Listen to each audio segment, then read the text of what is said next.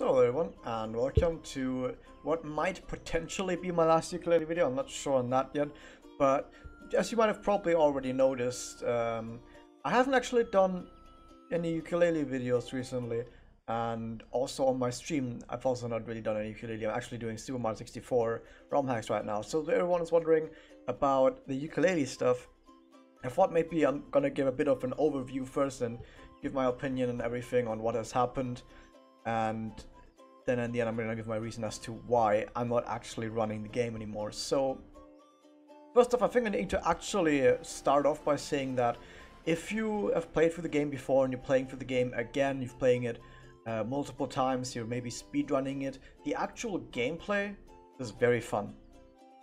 So when it comes to the actual gameplay within the speedrun, that is very fun, and it's a lot more fun than a lot of some other speed games that I've played earlier in my career, I might even say. So on that regard, it's actually alright, but there's a lot of, but that alone, even though that's like 70% of what makes a speedrun fun to do, there's still like the other 30%, and they are all missing. So let me back off for a second and give a bit more of a broader view on this. So before Yooka-Laylee came out, we had the toy box. We saw the gameplay was alright. We saw that, okay, if the game goes live with these like gameplay options with the movement, physics and everything, it's gonna be fine. It's gonna have great, like, enjoyable speedrunny gameplay, and it did. So one thing that we didn't quite see though, or in general all the stuff that we didn't quite see in the toy box though, I don't know. So you see, the thing is, from the toy box on, we had certain expectations. Let me say it this way: we had certain expectations when we saw the toy box, and when we assumed that, hey, or not assumed, but when we knew that for the most part, a lot of the people that worked on Banjo-Kazooie were also working on Yooka-Laylee. So we saw that the gameplay was alright, we knew the people were working on it, we saw the toy box, we played the toy box, we were like, okay, this is going to be great. And so we set our expectations really high.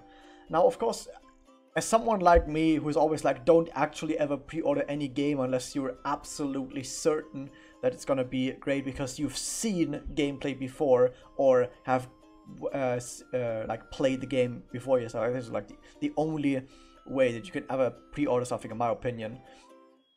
But anyway, so from that on, we had those high expectations, even though I usually say those expectations, because you don't really pre-order something, dial them down a bit.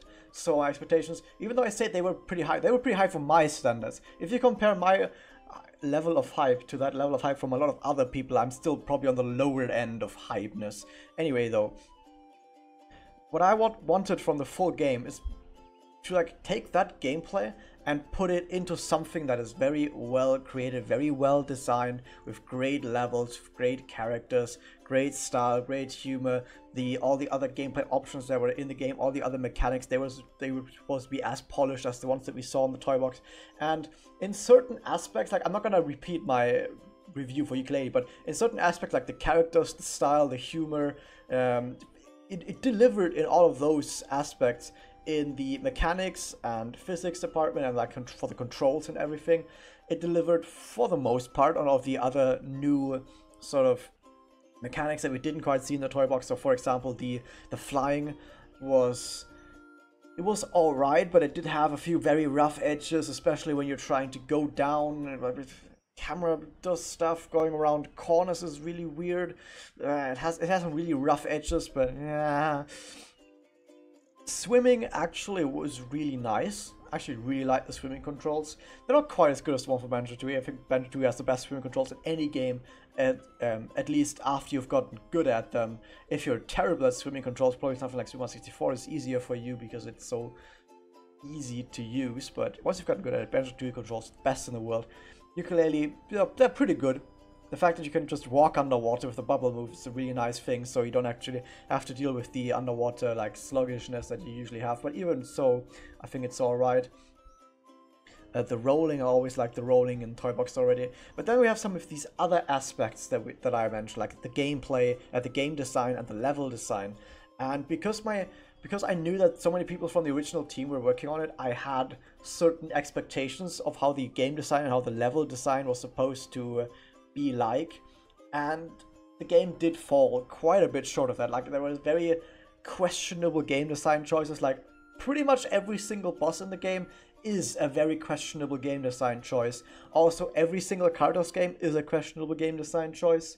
Like, Cardos racing is kind of alright if you were to iron out some rough edges, like these enemies. Why can you even shoot the enemies if they're gonna explode and hit you anyway? Why does the fire change without there actually being any sort of indication that they're gonna change? Because you just basically, you're just riding through that and praying that the fire doesn't come out and hit you while you go through it. And I think that there's something in, like, okay, they change every 8 seconds after the race start or something.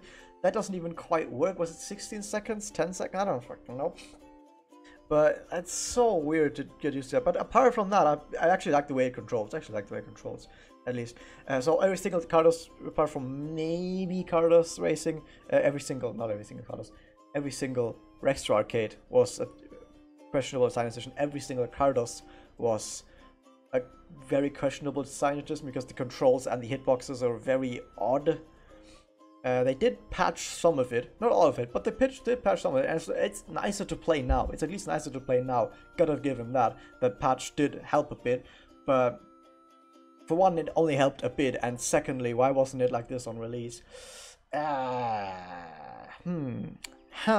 Because if they had any like out-of-house game tester, like not an in-house game tester, but out-of-house game tester, this would be the kind of stuff you would pick up immediately. This is the kind of stuff that you don't pick up if you only test internally all the time, because then people get good at it, they get used to it, and then they don't notice that it has really rough edges. Anyway, there's also some questionable design. The level design was really wonky in a lot of places. I did a whole series of videos where I talked about every single level and even the hub for like an hour or something, like somewhere between 30 minutes or an hour on all of these levels, and I gave my opinions on all of the level design choices everywhere, and there were some really wonky bits in there. Obviously, it's not all bad. Like, I'm not gonna sit here and be like, oh, it's a terrible game, it's bad. It's a better than average game. I'm gonna give it that. It's a better than average game, and everyone who says something differently, I'm not quite sure how to approach these guys, but I would at least like to reason with them, because this game does have a lot of cool stuff in it. The humor, for the most part, the controls, the physics, they're for the most part on point. The gameplay is very fun if you've gotten good at the controls and you want to just go fast and roll around and everywhere. That's really enjoyable, really fun. The humor and the style, oh man, that's on point, man. Really like that. And even though the level design is wonky in a lot of places, it also has places that are really good, like Isometric Palace, really a joy to play, really like that. The final stage has some really cool stuff in it. I also like the aesthetics of the final stage, oh, so well done. I mean, Guardian Galaxy with final stage, stuff like that. But the thing is, because I had certain expectations, those expectations weren't quite met, and if it was just that, like, okay, I have expectations, those weren't quite met, that would have been alright, you know? Stuff just isn't always as good as you think it might be. That's totally fine. That's totally fine. Like I said, I have played games for a really long time. My expectations usually aren't that high anyway. They were a bit higher than usual for Yooka-Laylee because I've seen the toy box, I know the people behind them, so I kind of had the expectations weren't quite met. Okay, I can live with that. I can live with that. But what ultimately got me, and what ultimately demotivated me so much, were, I think it was is mainly two things. Maybe it's a third one once I start talking and I can think of the third one. But it's mainly two things. First off, the big reasons why my expectations weren't quite met were really weird and wonky decisions where I'm like, okay, you must have like certain game designers or game developers working on a game that say, okay, this goes this way, this goes that way. Of course, I assume with indie studios, like, I guess you could call it indie studio, at least right now, you say that, okay, we can talk about it a bit together with other people, we can sit together, we can talk about stuff, how do you want the stuff to happen, how do you want this to go, how do you want that to go. I assume that's how they mostly did it. I heard that I think, was it Gavin or something that had the final say on everything? But I assume it was for the most part a joint effort. But I just wonder how there are so obviously terrible decisions in there. Where was it because they had too much internal testing and they didn't have external testing available? Was it that like all the really weird game design decisions that I talked about earlier, like Cardos, like Rextro, like some of the control stuff like that, the bosses. Why does stuff like that make it into the game? That's my one point. How does stuff like that make it into the game? Because when you play the game and you want to like not really analyze it with like put on giant glasses and be like and write this stuff down. Oh, this pixel does that. This thing here does that. This game design choice does this. I'm not really analyzing it at like a scientific level or whatever. But I'm usually someone that when I play a game, when I watch a movie, when I watch a TV series, watch an anime or whatever, read a book or whatever, I always have something in the back of my head where, why is this that way? What sort of, why did he do it this way and not another way? What sort of emotion does this convey? Stuff like that. I don't know. Or for stories in general. I always have stuff like this in the back of my head. If I want to or not, it happens subconsciously when I see something in a movie that's really terrible. I don't have to analyze it or write stuff down. I just go, oh yeah, that was terrible. Huh. That's really weird. That was so terrible. I thought that there was a good game director, not game director, good a movie director behind this. That was a bit odd. Why is that so terrible? Like stuff like that just happens in the back of your head. Sometimes it happens a bit more often than others, but when I play a game, I always have this sort of in the back of my head, why are these design choices like that? Why is this like that? What sort of reason is there behind this or that?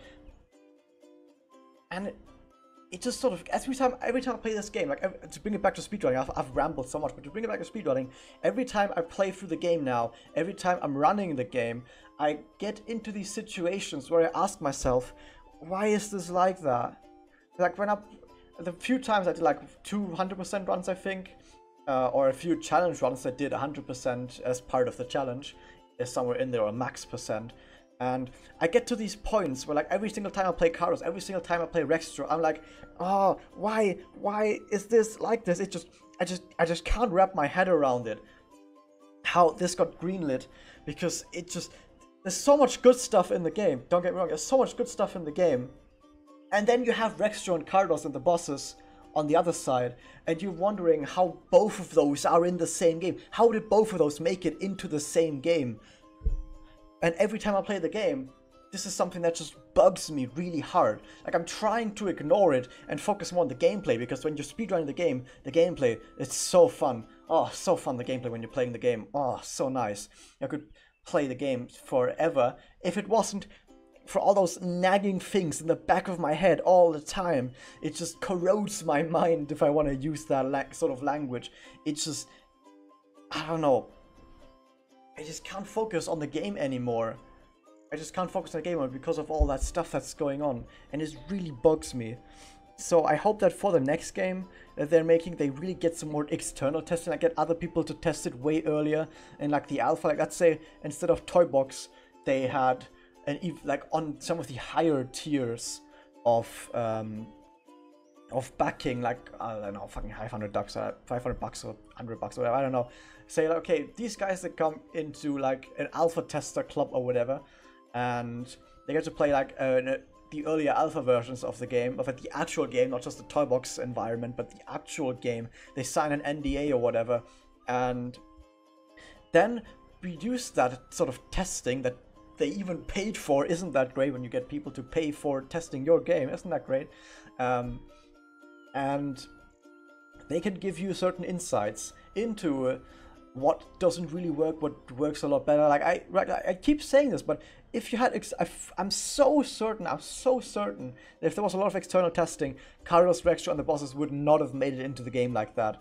I can almost 100% guarantee that they would have been done way better, because these are like, in these 3 points, if you have been internally testing the game over and over again, you get used to the faults, you get used to the way it controls, you sort of don't see the mistakes that were done anymore, and you sort of get used to it, and you don't really realize that there's so much stuff wrong with it.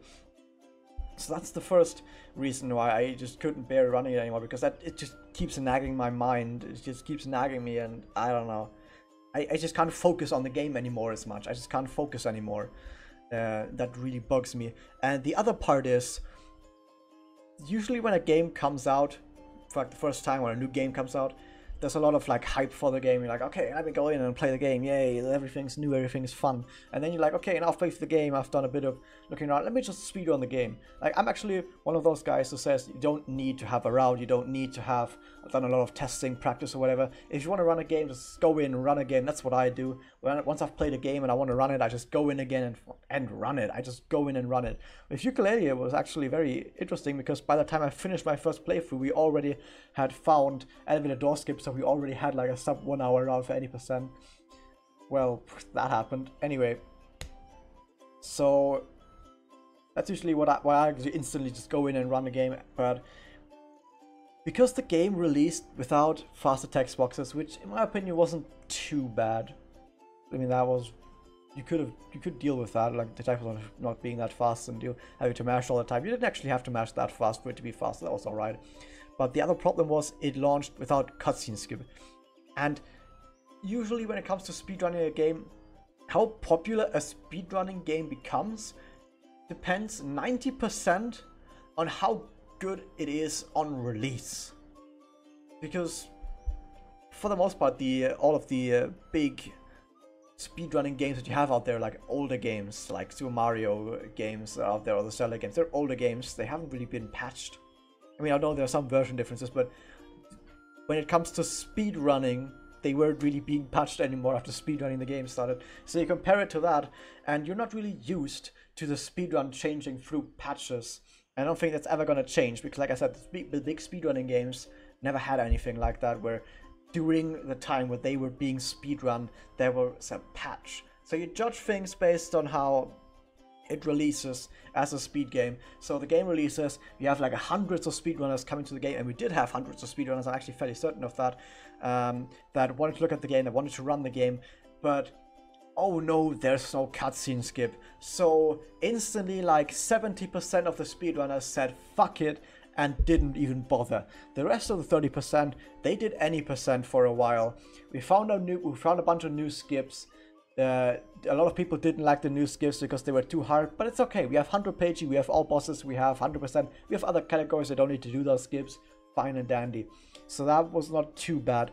But the thing is, because of the cutscenes being in there, after a while even more people left. Even some of the most hardcore people stopped running the game because we're like, whatever, they're probably gonna do cutscene skip patch at some point anyway. At that point we didn't even know if they were gonna do cutscene skip, but we already said to ourselves we don't want to do this, we are just gonna wait for the patch probably.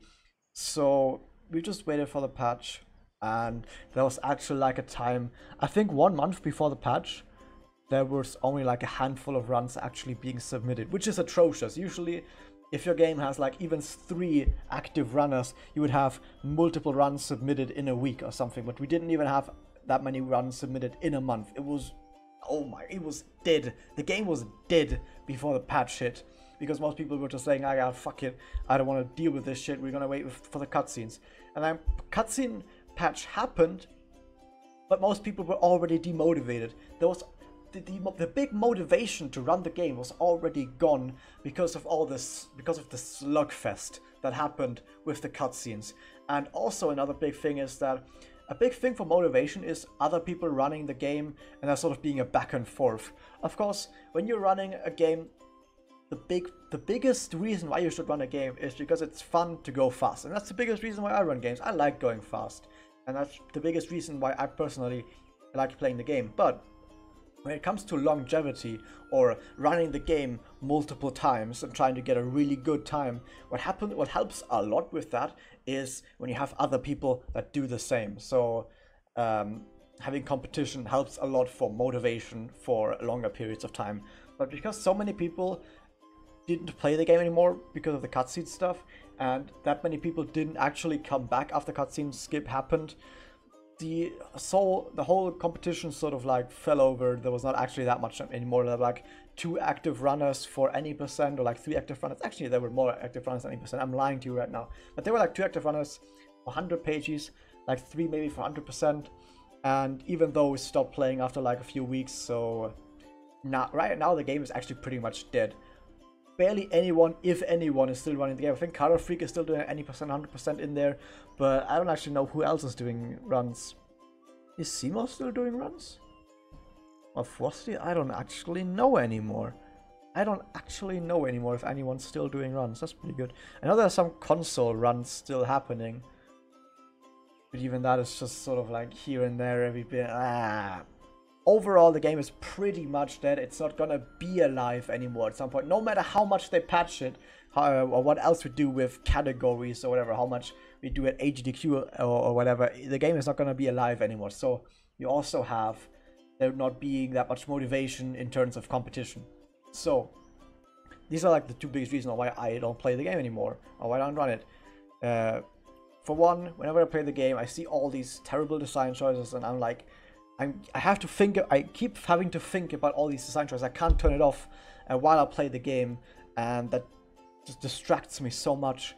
And secondly, a lot of motivation is gone because of the initial motivation that was there at launch. Just got really sluggy. It was like wading through tower when you were playing the game because you had to keep watching the cutscenes, and sort of a lot of the motivation just drowned, and the motivation didn't come back with the cutscene patch because the competition was already gone.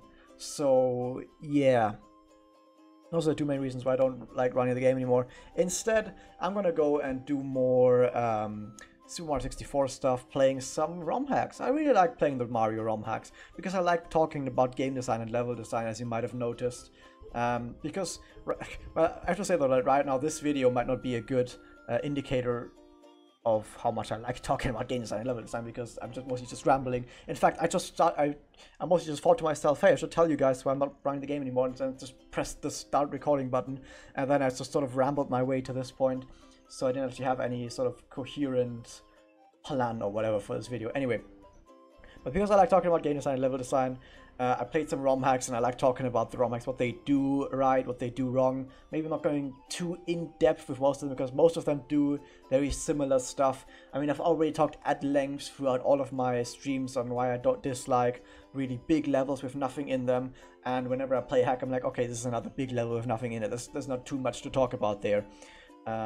So yeah, but I like talking about that stuff. Sometimes I go a bit more in-depth when I see something really crazy, what a ROM hack does. And I like going fast in general, so even when I'm playing ROM hack that I've never played before, I'm still going fast, trying to do real cool stuff.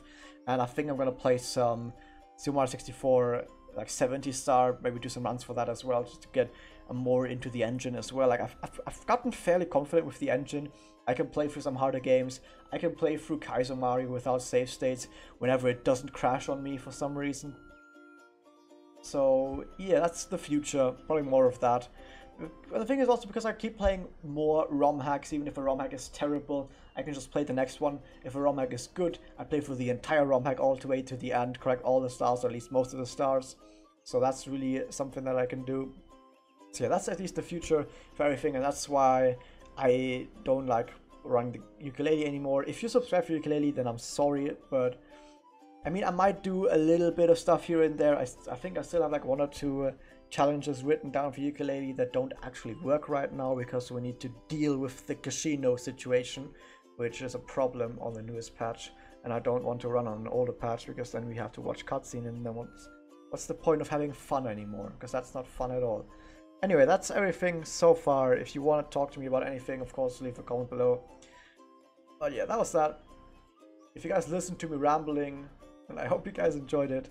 And yeah, if you want to see some more Super Mario 64 ROM hack stuff, if you want to watch my stream, you can subscribe to this channel and see what's happening in the future. But yeah, that was that. Hope you guys enjoyed it, and I'll see you guys next time.